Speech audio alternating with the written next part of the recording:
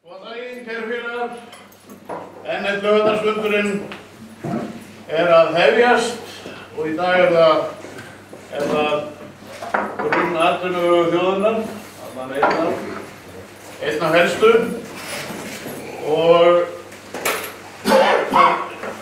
við erum vel tímasett í þessu, nýbúið að leggja fram kvótafrumvarp í Alþingi enn og aftur, sem takmörkuð sátt sé ekki allir í Alþingi þessum skoðun á þessum máli. En síðan hafa verið að gerast gríðarlega athyglisverðir hlutir í nýsköpun og fullvinnslu í þessari grein og við erum líka mjög forvitin að fá að fylgjast með og upplýsingar Við erum einvala lið hérna í dag, þannig að fyrirkomið þannig, Sigurður Ingi, hann segir nokkur orð í byrjun. Þið þekkið hann, okkar öflugi alþingismaður. Næstur Páll J. Pálsson úr Grindavík og hann ætlar að segja okkur allt þetta verkefni, nýsköpunarverkefni sem að Vísis fyrirtæki eða fyrirtæki tengt með í gangi og síðast en ekki síst við með höfðingjan úr Eyjum, vinna í vinnslustöðinni og hann verður með síðastur í þessari frumvarpsröð. Og svo eru bara spurningar og umræður eins og alltaf. Þannig við skulum bara byrja og hefja leikinn. Sigurður Ingi Jóhannsson, gjörðu svo vel.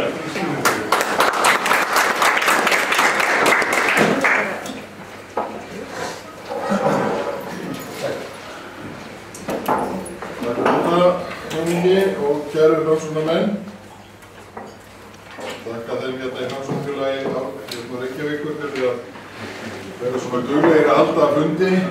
Tveir öflugir fundir í þessari viku, gríðarlega frábær fundur skuldavanda heimila og verðtrygginguna hér á vikudagskvöldið og svo nokkrum dögum síðar þessi fundur.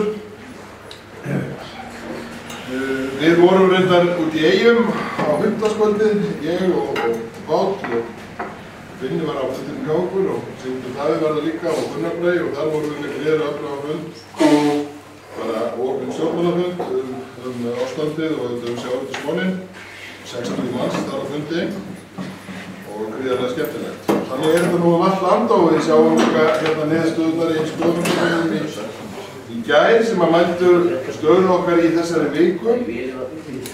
Og síðasta sem ég heyrði því var labba hérna inn að þá var Sigmundur Davíð leynigestur hjá Simma og Jóa og af því að hann orðinn svo ofarlega í huga allra Íslendinga að þá gat Jói upp á því í 4 jáum. Hann fekk aldrei neitt nei eða fylgist með þessum þætti. Fyrst spurði hann hvort hann væri karlmaður, svo var hann stjórnmálamaður, svo hvort hann væri framsóknarmaður og svo hvort hann héti Sigmundur Davíð.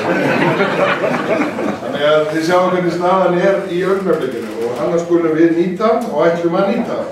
Það sem ég ætla að segja við ykkur í örstuttumáli, það verður áhugaverður að heyra þá sem eru í greininni. Ég ætla að fara í örstuttumáli yfir stefnu okkar sem við lögðum fram á flokksþinginu 2011 eftir að hafa unnið hér í vinnuhópi í 1,5 ár sem að ég fekk þann heiður að stýra og þess vegna ég orðinn sérfræðingur í sjávarútvegsmálum, landkrabbinn.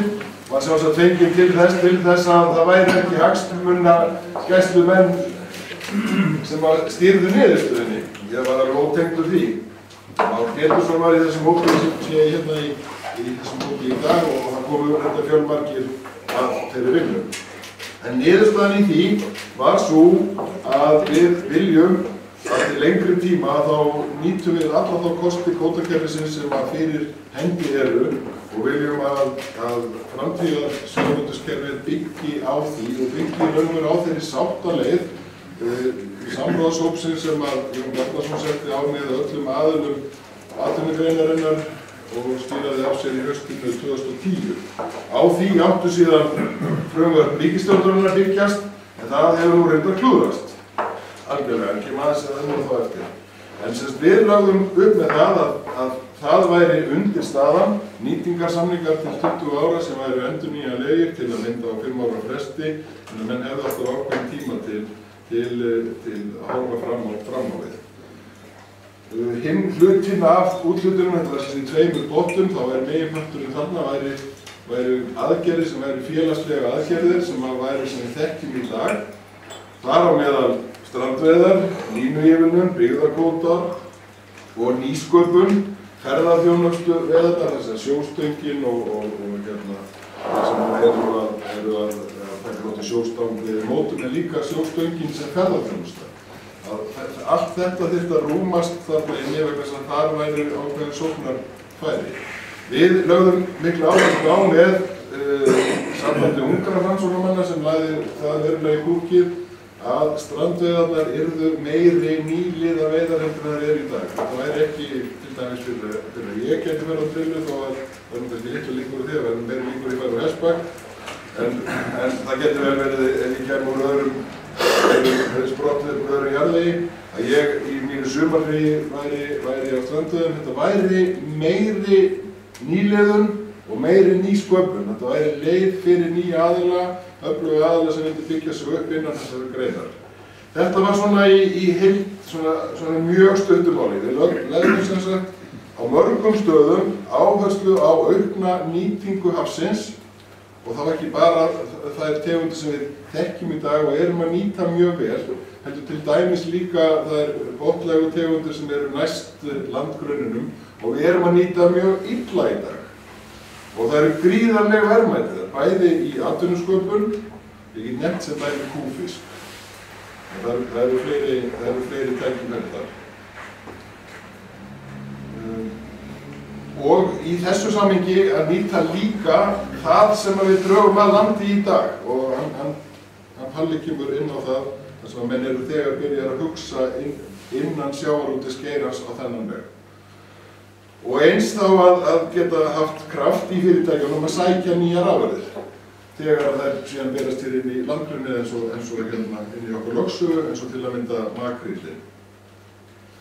Þannig að það er svona megin þema, þegar við bara hugsaum þetta í þremur hlutum að það er að byggja á núverandi kerfi, að tryggja ákveðna félagslega svona þátt í þessu samfélagslegu ábyrgð og tryggja nýsköpunina og betri nýtingu auðæfa hafsins eða svona sem fjórða. Allt með þeim tilgangi að auka þjóðhagslega hagkvæmni og arðsemi fyrirtækjanna. Varðandi veiðigjöldin þá vil ég mitt segja það að við börðumst gegn þeim eins og þau líta út í dag. Stefna okkar hins vegar svo að það séu veiðigjöld, þau séu hóflög, þau séu tengd afkomu greinarinnar.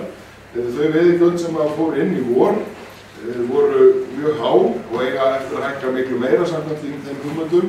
Þau voru lögð á gömlum upplýsingum. Það sem fyrirtækin eru að greiða í dag er á grunni að veru niðurstöðu 2010 og fram á árið 2011 og nú er árið 2013. Allt aðrar markaðsaðstæður. Markaðsvirði lækkað, fiskverðsins lækkað mikið og í einstakar tegundum minni kvóti og annað þeim dúr. Þannig að það er allt annað viðhorf í dag sem fyrirtækin, allt annað markaðsaðstæður þar sem fyrirtækin eru að greiða af gjöld heldur en þeir voru að fá gjöldin. Þetta er algjörlega galinn hugsunarháttur. Þetta er sko ekki bara eftir á skattkerfi heldur svo 1,5 eða 2 ára eftir á skattkerfi. Síðan er meðaltals hugsunin svo að það bara tekið meðaltal afkomu greinarinnar og á það er bara lagt gjald. Þannig að augljóst er að allir sem eru undir meðaltalinu einhverjum hluta vegna. Og í flestum tilvikum er það vegna þess að það er mismunandi afkoma eftir tegundum og mismunandi útgerðarflokkum. Það er vitað og það er augljóst að þeir sem eru á uppsjávarfiski í dag, stór fyrirtæki, þau eru talsvert fyrir ofanlínuna, en mjög mörg fyrirtæki eru fyrir neðanlínuna og mörg þeirra eru sem sagt orðin mjög illa sett og hafa reynilega voru sett strax á stöðu í haust þegar greiðsluseðillinn kom frá ríkisstjórninni, hvort eigum að greiða bankanum og þar með halda einhverju svona viðskiptasambandi við bankan áfram og getur ekki fyrirtækið eða ef að hægt að greiða ríkinu og þá missum við veiðilegið á morgun og þess vegna greiðum menn ríkinu og allt upp í loft í bankanum og menn lenda í gjaldþrotum og uppsögnum og annað þeim dúr. Þannig að við viljum þessu verið breytt, við lögðum áherslu að veiðigjaldanefnd sem var inn í þessu frumvarpi vinnir hratt að þessu en hún hefur svo sem ekki náð þeim hraða til þess að gera það sem við höfum kosið. Í vor var ótrúlega stutt í það að það hefði náðst breið samstaða og það kannski 5. þátturinn en sá fyrsti sem við vorum í stefnu okkar að við leggjum gríðarlega áherslu á að það verði víðtæk sátt þessa mikilvægu atvinnugrein og hún verði til einhvers tíma. Og við tala fyrir því auklega að það sem ég myndi vilja leggja áherslu á innan þessari greinar að greinin sjálf kemi meira saman. Yrði svona samráðsvettvangur, svona reglívar samtök.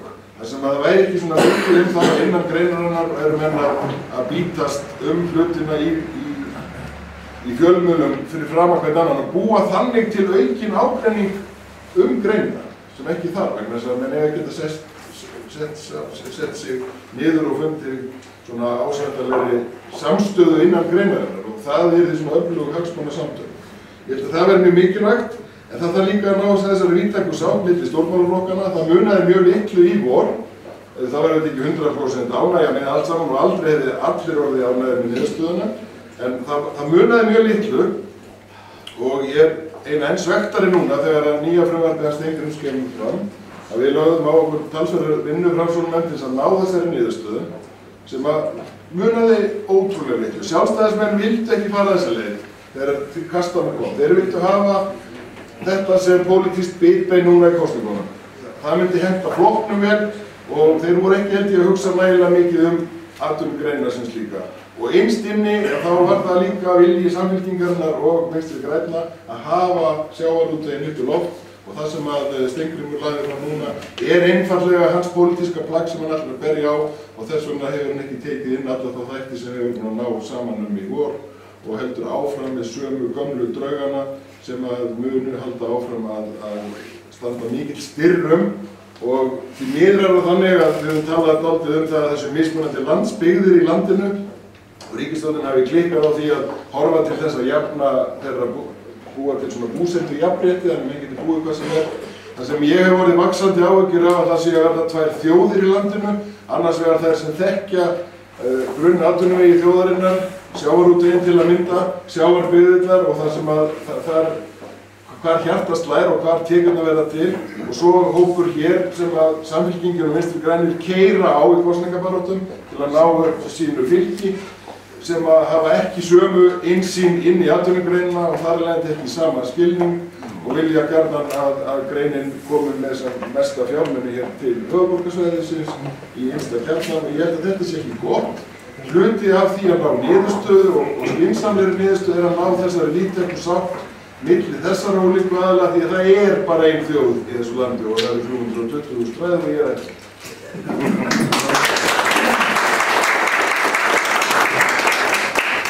Takk Sigur Inga.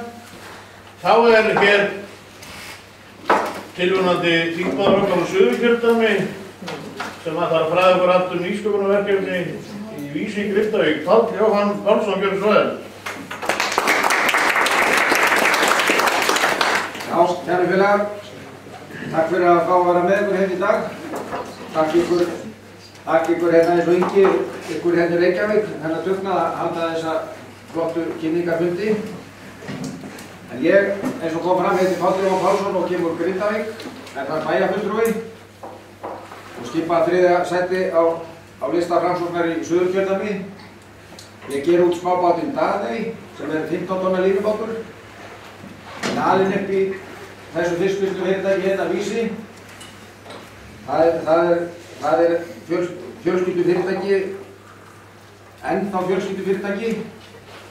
Eitt af fáum sem enn standa af sér stórsjói. En ef við hefjum leikinn,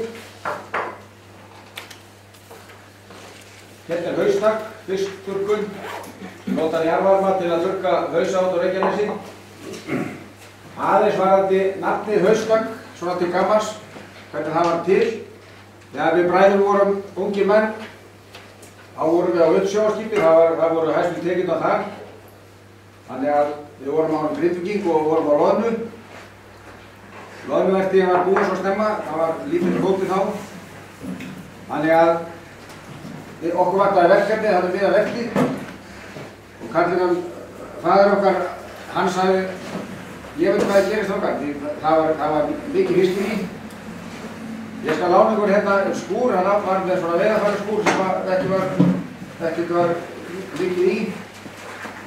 Kaupiðu hausa af fyrirtækjónum hérna.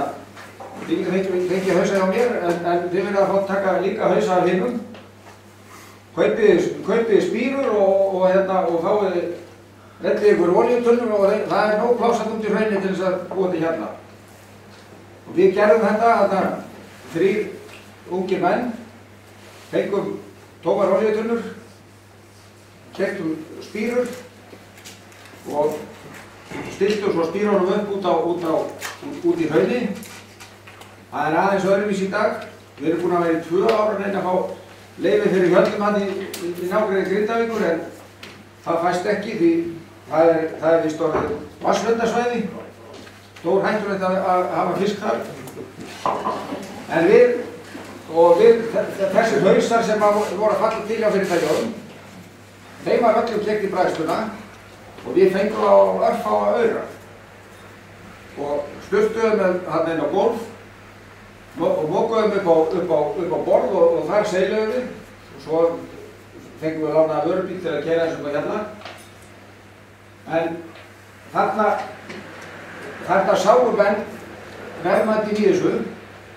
Menn höfðu svo sem ekki allir trú á nýkjörlífmarkaði, en hann var stundum góður.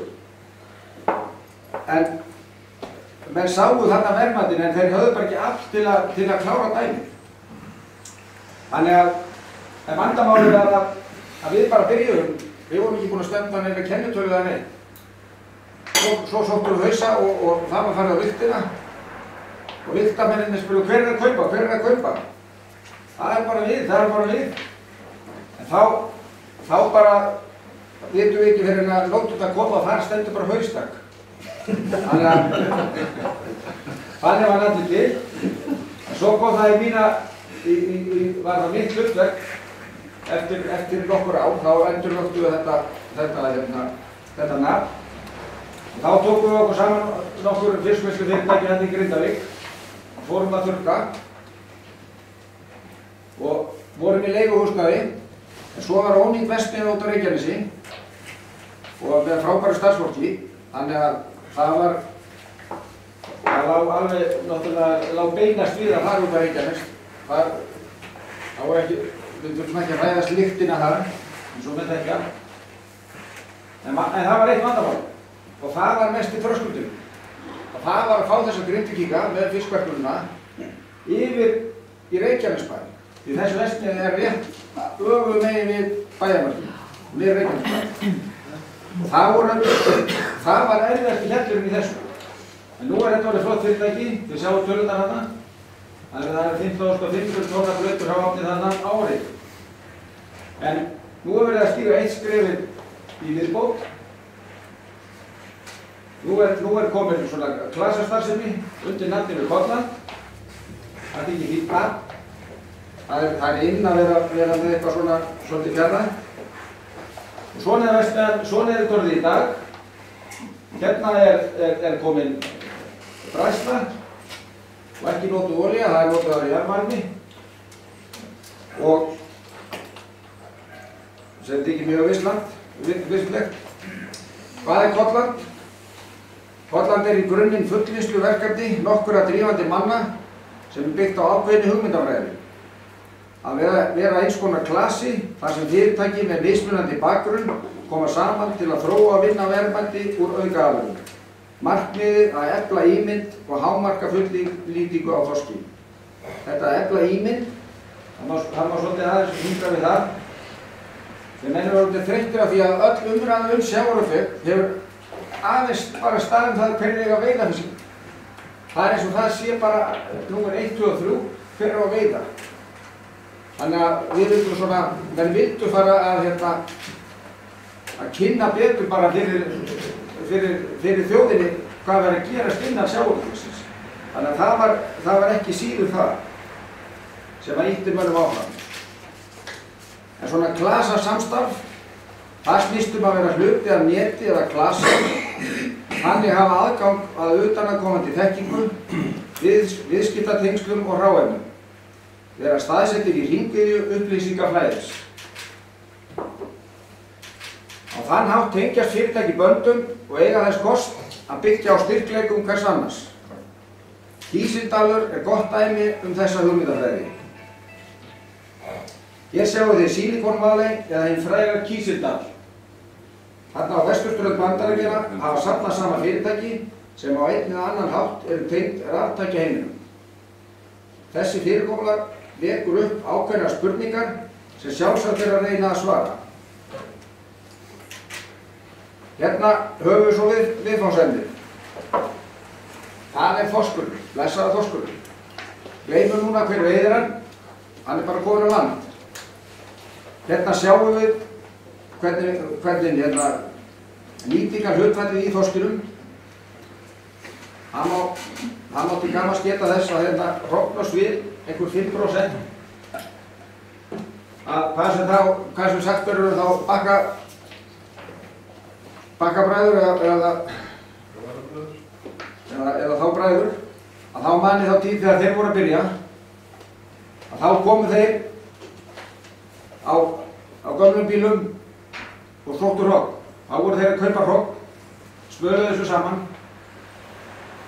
og við sjáum hvað það veldi, hvað varð úr því. Skulum ekki tala hvernig það í dag.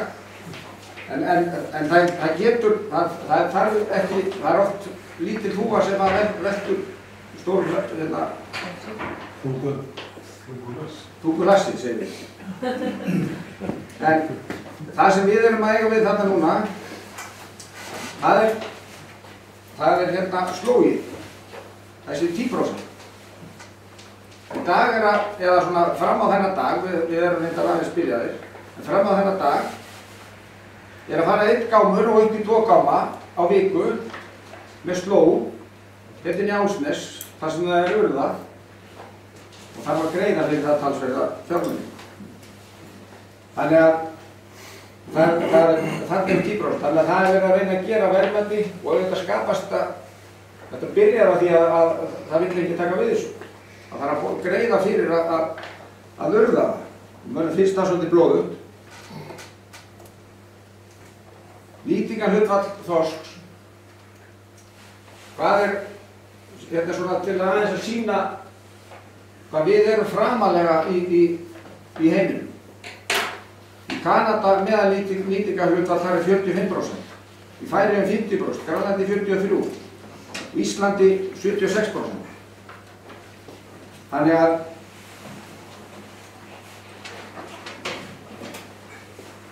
hérna sjáum við samkvæmt athugun íslenska sjávarklassans verið að nýta 43 til 50% af þorski í samkeppnislöndum okkar, en restin er fleygt. Í flestu löndum sem við berum okkur saman er lítið gert við fiskinn, er lítið gert annað en að hirða flakið og kannski lifrina, en restin er hent í haf. Með þessa nýtingu má ætla að 5 kíló þorskur sé að verðmæti 1500 krónur. Þetta er íslenski. Á Íslandi er í auknum mæli unnið úr aukaafurðum eins og hausum, beinum, lifur og öðrum innmat. Samstarf útgerða og tæknifyrirtækja hefur leitt til betri meðhöndlunar og nýtingar á flökum eða alltaf 15 til 20% á umliðnum áratugum, ásamt því að í skjóli kvótakerfis og samtengingu veiða og vinnslu hefur markaðssetning verið betri á Íslandi en annars staðar fram að þessu. Hér skulum við segja að íslenski þorskurinn seldur á ca. 2.000 krónur og þá erum við að miða við 5 kíló þorsk.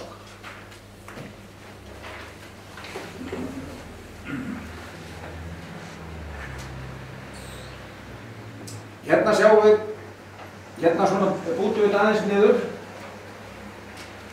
Hérna er þetta sem við erum að gera út af Reykjanesi, afgangshráefnið. Við ætlum að búa til 1800 krónur að minnsta kosti út úr því. Aukaafurðin er þannig einhverjar 1100, mjólk 2200. En þetta er ekki svo líkt, 5000 kall. En skoðum það aðeins betur. Þetta er ekkert eitthvað út í bláin, þetta er bara að mörgu leyti byrjað. Ég hef reynt að sýna ykkur inn í heim sem mér heillandi og mér líður eins og dregið hafi verið frá tjaldi og við blasir ný veröld tækifæra. Hvers virði þorskurinn verður okkur, Íslendingum í framtíðinni, algjörlega í okkar höndum. Stjórnvöld þurfa að skapa svigrúm sem fyrirtæki þurfa til að gera þessa sína veruleika. Sjávarútvegurinn og samfélagið verða að snúa bökum saman til að laða að unga fólkið á þessu spennandi verkefni. Hérna sjáum við bara það sem að gerast. Það verið að framleiða þessar vörur. Þetta ekki einhver draumsýn. Æsvest að sjóðanlífur lifur. Hérna gelatín framleiðsla. Þorbjörn byrjar að framleiða prótíntöflur. Það er ekki konar markað. Þannig að þetta bara staðreynd. Þetta mjöl og lýsi núna úr slóginu. Menn er ekki trúað því að var hægt að vinna svona gott lýsi úr þessu slógi. Hún Kata í lýsi, hún lét rannsaka það. Hún sagði að það er alltaf því að það sé hægt til manneldis. Það er ábyggilega hægt. Og mjölið, þarna í staðinn fyrir að urða þetta hefði út í Álfsnesi, þá bara búið við úr þessu verðmæti. Þannig að þetta er ekkert bara draumsýn. Hérna sjáum við evrópska þorskinn á 1500, en við ætlum að búa til 500 kategórium. Það er 230% meira heldur en þeir. Við erum reyndar hérna á milli, þannig að við erum neðan í 2000, þannig að það er ekki alveg sama prósentala. En þetta sýnir svona hvað er að gerast í sjávarútvegi. Svo er öll umræða bara hver á að veiða.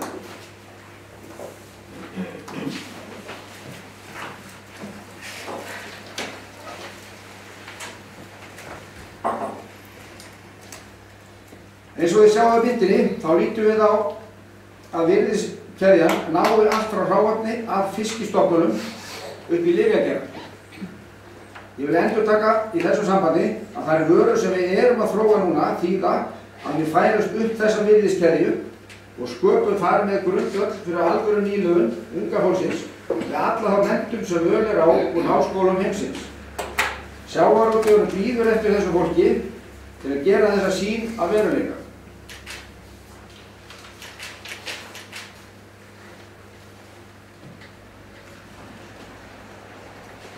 Við viljum að sjálfsögðu komast alla leið á toppinn, beint í lyfjagerð.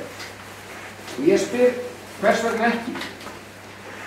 Það er mörg dæmi árangursrík verkefni hérlendis og víða heim sem tengjast hafinu beint og eru hvatning fyrir okkur að vita af.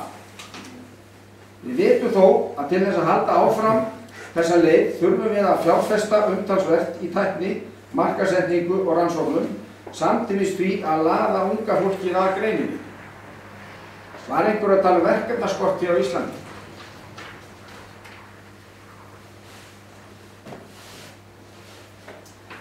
Gangi þessi sýn mín eftir má skapa fjölda áhugaverðra starfa, svo sem í lyfjafræði, efnafræði, sjávarlíffræði, markaðssetningu og hönnun.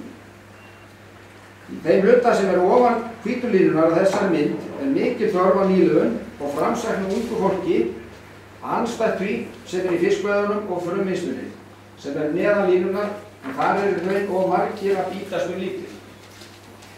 En stöndum ekki lengur við, hvað heldur skoðum vinnslu, þróun og vaxtarmöguleika okkar íslenska þorsksins. Þannig að þetta er svolítið svona áhugaverð. Við erum alltaf, það er allur fókus komin á þetta hérna. Fiskvinnslan og sjávarútvegurinn, bara þessi frumvinnsla, hráefnisvinnsla. En ef við tökum annan pakkan, það er, í dag erum við að tala að það sé 25.000 manns að vinna í þessum afleiddu störfum. Ef við tökum annan pakkan. Og 2023 ætlum við að hafa 30.000. Á meðan að þeim fækkar hér í frumvinnslunni. Hér eru 8 leiðir til þess að auka verðmæti í sjávarklasanum. Sjávarútvegurinn, aukin fjárfesting og nýsköpun sjávarútvegs velta 2023 viljum við hafa 400 milljarða. Tæknifyrirtækin, tæknibúnaðar fyrir sjávarútveg og vinnslu velta 2023 130 milljarða. Fiskeldi, aukin ræktun fiski og hrogn velta 2023 40 milljarða. Lífvirk efni hafsins, framleiðslu lífvirkum efnum hafsins 40 milljarða. Slóvinnsla, vinnsla á afgangsslógi fisk 20 milljarða. Mjöl og lýsisvinnsla, háþróa mjöl og lýsisframleiðsla 45 milljarða. Aukin sala á þjónusta við erlend skip 10 til 15 milljarða. Ráðgjöf Íslendinga við erlendan sjávarútveg 4 milljarða. Við erum talið 250 milljarða. Það er ekki smára. Það er bara, við erum að hugsa bara eins og einn þjóð.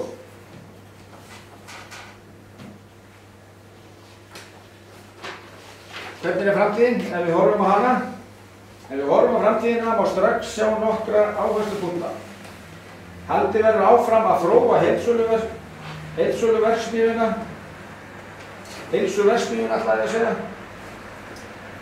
Mikil vöruþróun á sér stað út frá sjávartengdum hráefnum á Íslandi og er það markmið Kollans að styðja og efla þá þróun.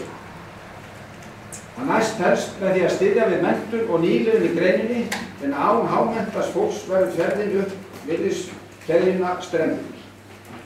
Að lokum er stefna Kollans að leggja áherslu á markaðsliðina en hún virðist oft á tíðum verða svolítið útundan í sjávarútveginu. Með samstillt átaki ólíkra aðila, þar sem hver hefur sinn styrkleika, ætti að unnt að auka virði þorsksins og samhliða fikra á okkur upp virðiskeðjuna þrep fyrir þrep.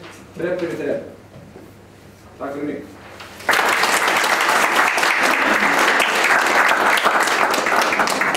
Takk og Páli kærlega fyrir. Þá er komið með að höfðingjan úr Vestmannaeyjum inn í vinnslustöðinni, gjörðu svo vel. Þú má tala hvað sem þú vilt.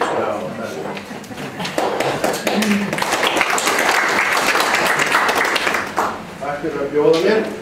Ég hefur verið að finna einhverja glæru frá mér. Bara svona aðeins á meðan ég er að leita. Og þá var þetta að segja hver ég er. Ég er Sigurgeir Brynjar Kristinsson, binni í vinnslustöðinni, binni á Felli, fæddur vestur á Árnastapa, Snæfellsnesi, afkomandi vonds fólks þaðan, sem að sér Árni Þórarinsson skrifaði eða eftir að Þórbjörn Þórðarsson skrifaði eftir sér Árni Þórarinsson. Það er þannig, ég hugsa, ég veit það ekki, en veit einhver eini er búið að kjósa formann Samfylkingar. Það eru byggt hálftón. Það eru byggt hálftón. Þar er Árni Páll og hann er langafabarn sér Árni Þórarinssonar.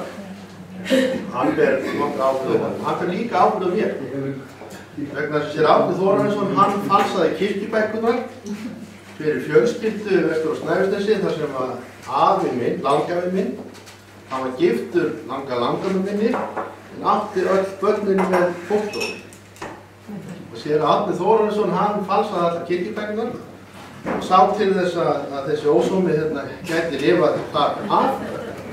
Þannig að þetta er auðvitað bara frá vondu fólki vestan og við, Árni Páll, eigum báðir honum mikið að þakka þeim heiðursmanni sem kirkjun hafði til kirkjubækurnar. En bara svo ég segi ykkur aðeins í leina, alveg þá er ég bóndasónu vestan, eða undirsbóndasónu, hann pabbi átti nokkrar rollur og trillur, gerði út. Ég hafði mikinn áhuga á búskap og sjómennsku, fór á sjó 16 ára gamall, var á sjó þangað 23 ára, frá mér 1 ár í bændaskólanum á Hvanneyri, búfræðingur, þaðan. Þegar ég gafst upp á kvótakerfinu 1984, þegar kvótakerfið var sett á, eða þegar ég sá eftir framtímina í sjávarútvegi, þá fór ég í Samvinnuskólann og útskrifaðist þaðan hjá Jóni Sigurðssyni og síðan í framhaldsdeildinni í Reykjavík. Þannig að ég hef sagt mörgum það að ég sé útskrifaður framsóknarmaður og ekki nóg með það heldur, ég ætla að vita kannski engi hérna inni, jú kannski Guðni, en ég var í 6 mánuði framkvæmdastjóri Sambands ungra framsóknarmanna.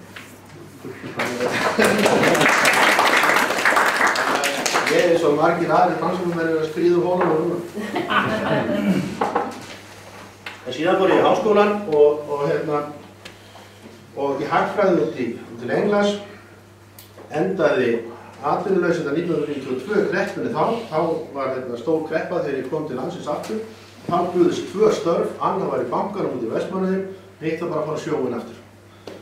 Og ég endaði á þeim stað sem ég hafði ákveðið sem ungur maður, þá ætlaði ég ekki að búa á Vestfjörðum, ekki á Austfjörðum og alls ekki í Vestmannaeyjum. Og svona eftir þannig að mér veit ekki æfina fyrir öll Og hér ég kominn og kenndur við Vestmannaeyjar.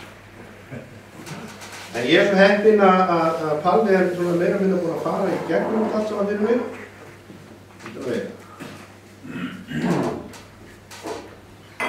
Það sem ég ætlaði að sýna ykkur var virðiskeðja sjávarútvegsins og það bara spurning hvernig menn vilja nálgast.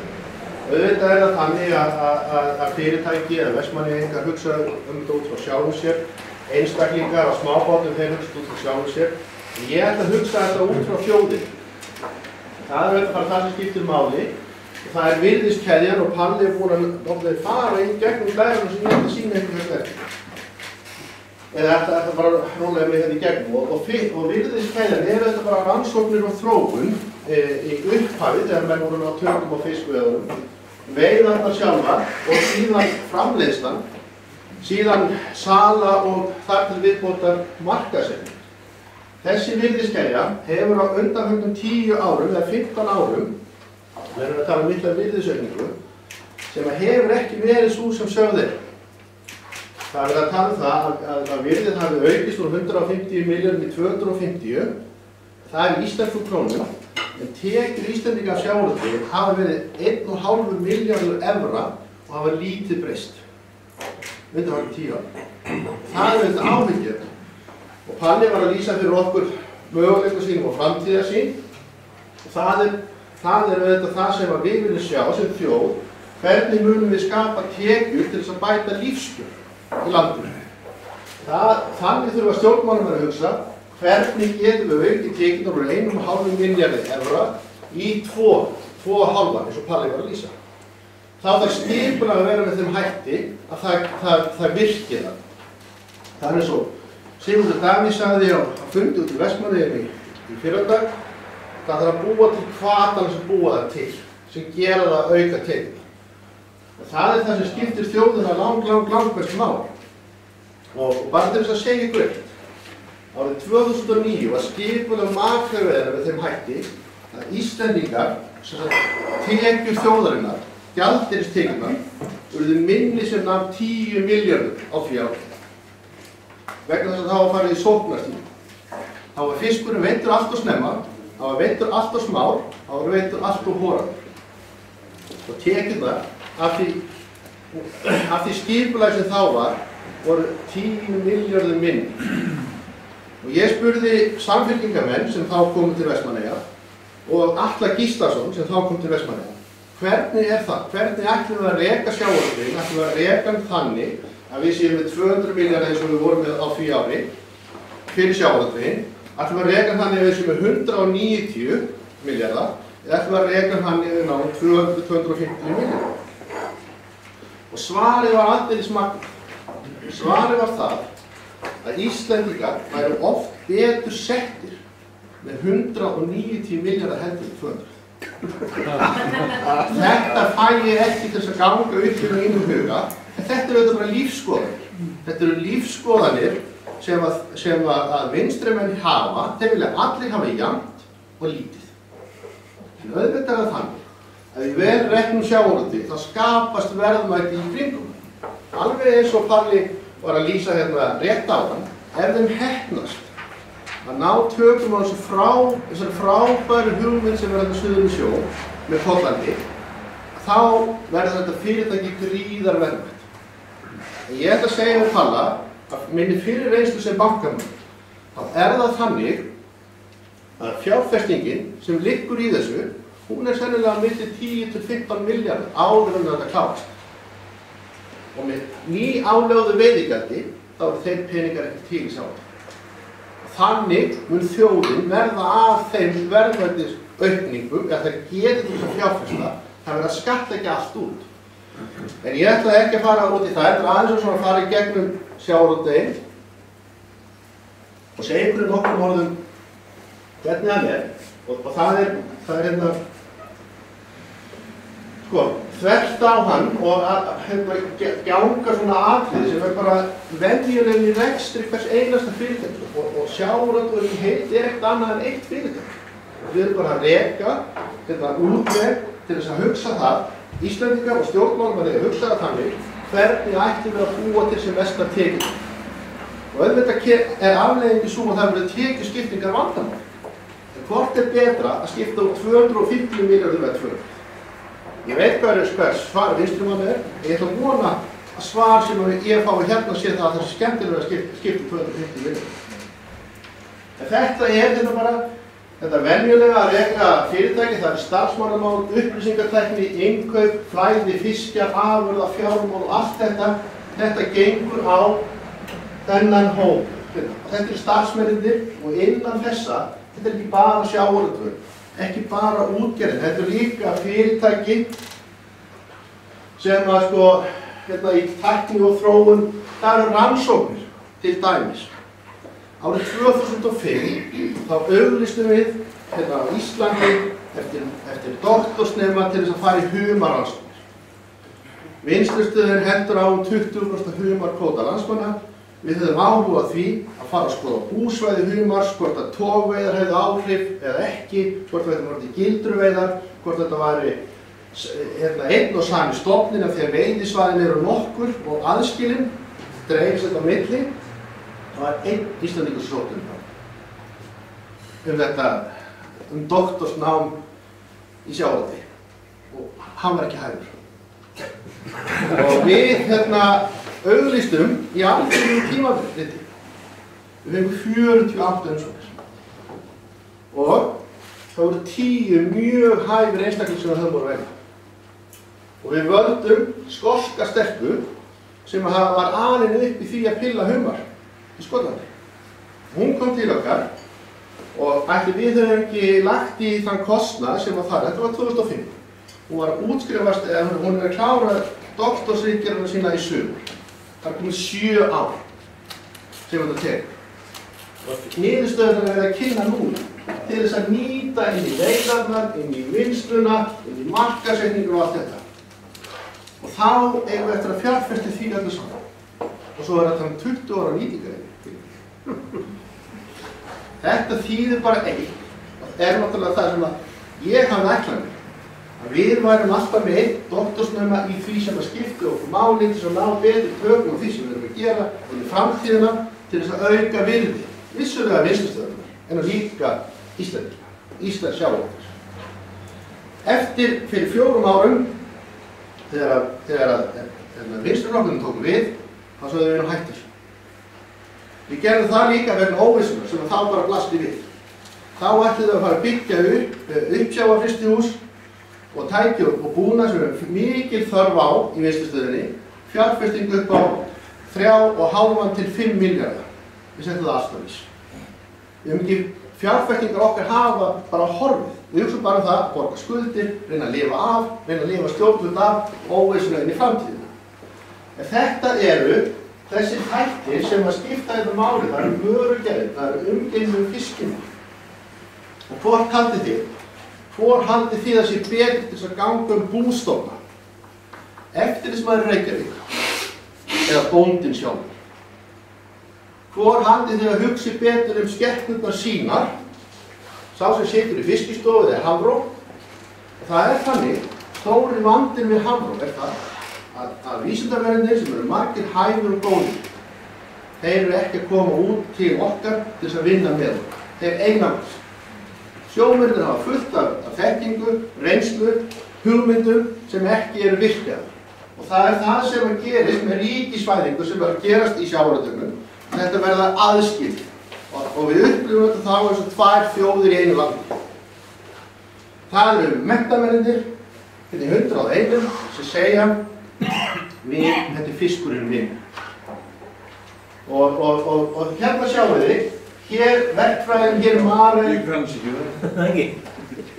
hér eru rannsóknirnar, auðvitað bara Hafró og þróunin, þetta er fiskistofnarnir og allt þetta, hönnun, tækja, búnaðar og fleira. Og þetta er stór og mikilvægur hlekkur sjávarútvegsins sem engin athygli beint að. Fyrir bara eins og vissulega hérna þegar Pétur fer í gegnum þetta með okkur og sýnir okkur svart á hvítu hans framhlið, Halli fyrirgefðu. Síðan það veiðarnar. Og það auðvitað bara ferskleiki og gæði sem við erum alltaf að glíma við. Skiptir gríðarlega miklu máli. Fyrir okkur að lengja líftíma ferskfisk inn í verslanakeðjurnar bara úr kannski 70 í 9 eru gríðarlega verðmæti sem felast í því.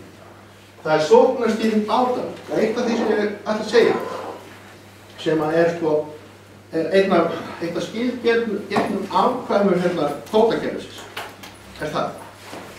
Við höfum nýlega tekið hendurnar sölu á ferskum fiski hjá sjálfum. Það var þannig að tíma var ég sjálfur í þessu. Þá hringdi ég með frakki og sagði á svona ensku sem ég get ekki borið hert eftir hvort þið væri til að fara í promósjón. Og hvernig skiljiðum við promósjón? Ég held það væri niðursett verð. Ég sagði nei, við erum ekki til það. Og hann var alveg vitlaus og vildi fá promósjón og þetta var stórmarkaðskeðja sem ætlaði að auglýsa fisk eftir 2 mánuði í bæklingum sínum og setja fast verð á. Og bara þess að losna við þetta að segja nei, þá setti ég bara hærra verð. 3 evrum hærra verð en gangverðið var.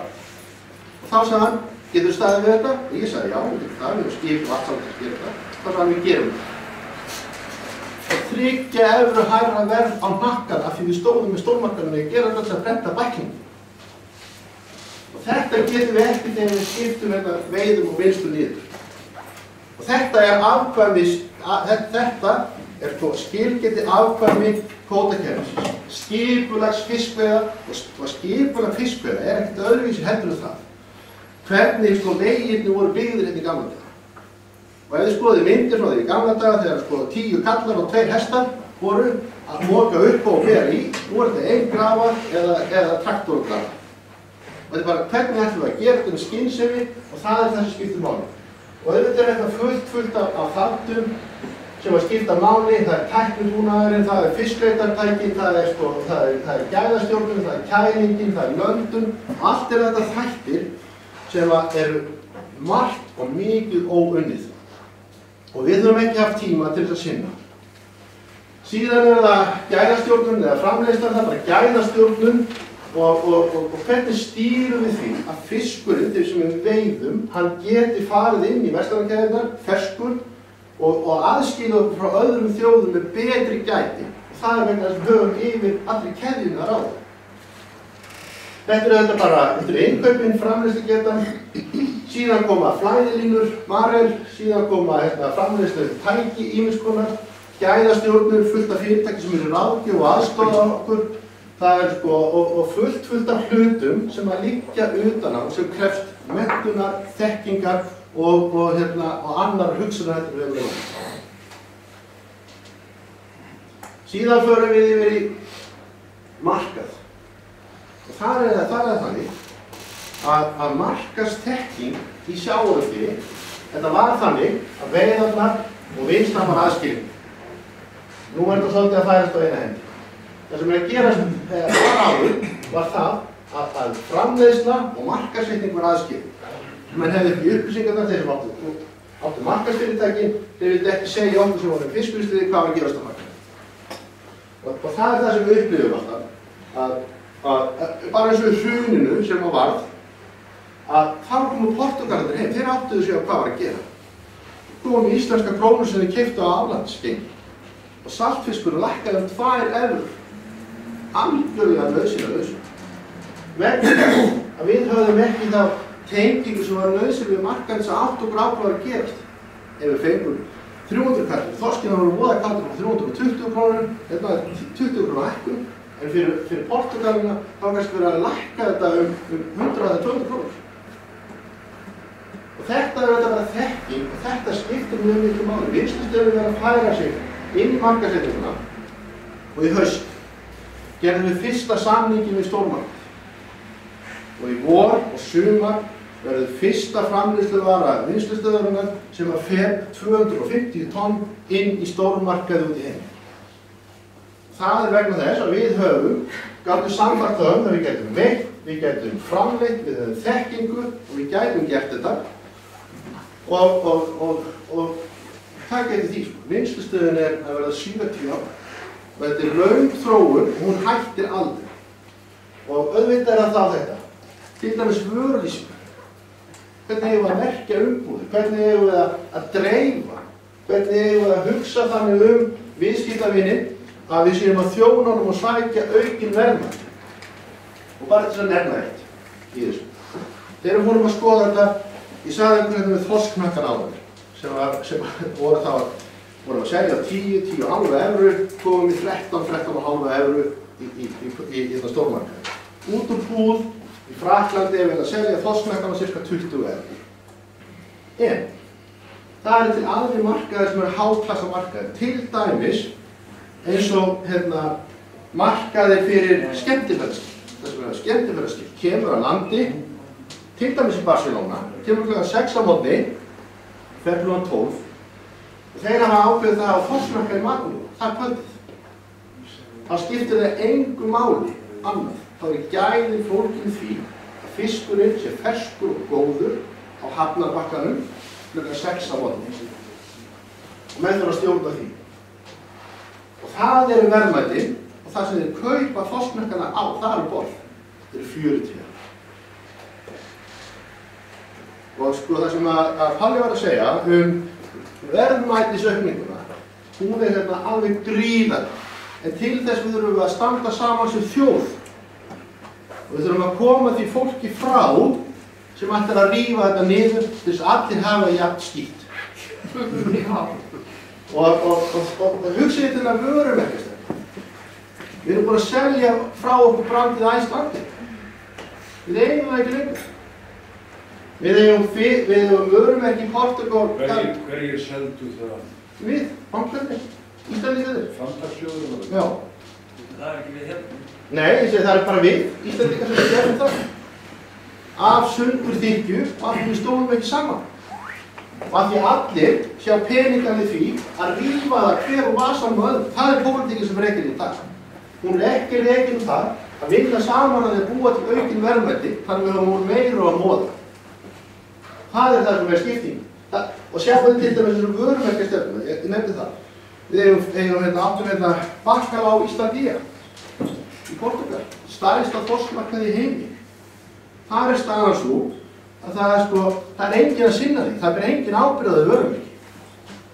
En norski fáninn og norski fiskurinn er í öllum verslunum.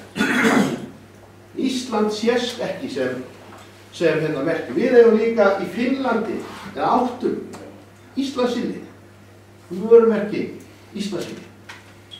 Það var selt af bönkunum síðastliðið ár. Við vorum að Brasilíu vinnslustöðvarmenn að kaupa það. Endaði þannig að við náðum ekki saman. Íslandssilli er komið í hendurnar á norskum fjármyndsfjössum. Vörumerki. Þetta er vinna nokkura kynslóða sem við erum að slátra í ósamstöðu Íslendinga í dag og hugsunar hans. Og síðan bara, sala og þjónusta, það er vörustjórnir, það er greiðsluskilmálar, það er birgðastýring, geyma fiskinn í sjónum eins lengi svo hægt þangað til að það bara vaxa þar í staðinn að frysta hann svona byrðir. Það var til dæmis það, Jón Bjarnason, hann breytti lögum það hvað við ættum geyma milli ára af kópa. Ég held að sé ekki tjón að geyma fisk frá einu fiskbyggði ára til annars, eða magnið. Ég held að sé frekar tjón að veiða of mikið af því. Það vildi Jón Bjarnason gera, umhverfisvitað sinn sjálfum, eða ofveiða skötustöð. En hann setti takmarkirnar, þannig að við getum ekki geymt á milli ára og við erum að veiða. Bara það að milli árana 2009 og 2010, þegar verð féll á humarmörkum, þá það sem við ætluðum að geyma, það sem við gátum geymt, þá Það var 2 evrur munur á hvert kíló í humri sem það var.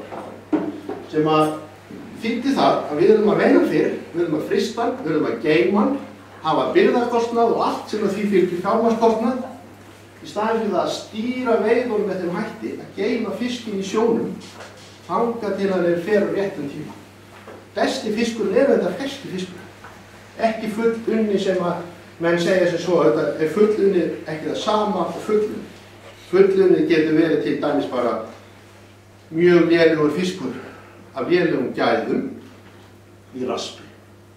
Og það þýðir ekki, það fyrsta sem ég lærði á bændaskólanum á Hvanneyri, í landbúnaðarækfræði, var það. Það er ekki vinnan sem skiptir máli hvernig afkoman er. Hvort er hey betra sem er hrakið í 3 vikur, 1 mánuð og ómæld vinna og erfið að ná. Eða gott hey sem hefur lítið tíma og hefur mikið fóðugildi og hefur mikið afrakstur. Þetta er líka það sem við þurfum að hugsa. Það er ekki bara að göslast nógu mikið og móta nógu mikið skít. Það er ekki það sem að skilja verðmætum. Þetta er líka bara hugsunin og reyna að hugsa þetta allt saman og gera þetta. Og það sem skiptir máli, auðvitað eru við í fyrirtækjunum að gæta okkar hagsmuna. Einstaklingarnir, sjómennir og allir eru að gæta sinna hagsmuna. En það eru lágmarkskröfur til stjórnmálamanna að þeir hugsi þetta í heil fyrir þjóðina. Og hugsið þetta með sameiginlegum hætti, en öll umræðan, hún er bara kvóti. Og þið þekkið hana alla saman. Ég hef nokkra til viðbótar, en ég held þetta sé nóg.